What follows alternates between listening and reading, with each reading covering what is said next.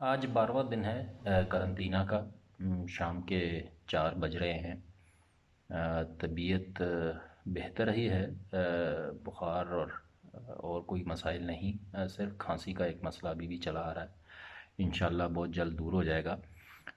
آج میں جس موضوع پہ بات کرنا چاہ رہا ہوں وہ صبح سے ہی موڈ جو تھا وہ کوئی ذرا ڈپریس تھا، ڈپریشن جیسا تھا، کوئی چیز اچھی نہیں لگ رہی تھی۔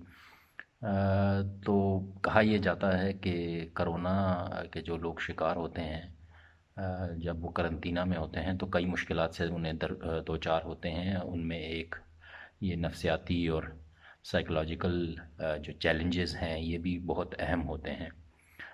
تو ان سے کیسے نمٹا جائے؟ ہمارے یہاں تو بدقسمتی سے آپ کو پرائیویٹ ڈاکٹر سے ہی پوچھنا پڑے گا۔ سرکاری سطح پر اگر کسی ویب سائٹ پر یا کسی ایپ پر کچھ پڑھا ہو تو پڑھا ہو، ایسا سچ کچھ نہیں ہوتا۔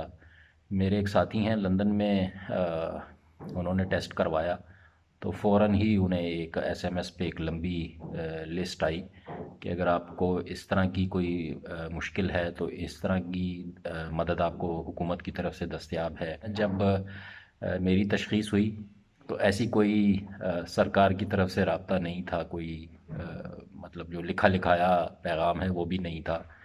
بس ان کے ریکارڈز میں شاید ایک فگر کے طور پہ میں آیا ہوں، اور وہ اسی کو دیکھ رہے ہیں۔ اس کے علاوہ کوئی پوچھنے کی یا رابطہ کرنے کی یا کوئی مدد فراہم کرنے کی کوئی کوشش غلطی سے بھی یہاں نہیں کی گئی ہے۔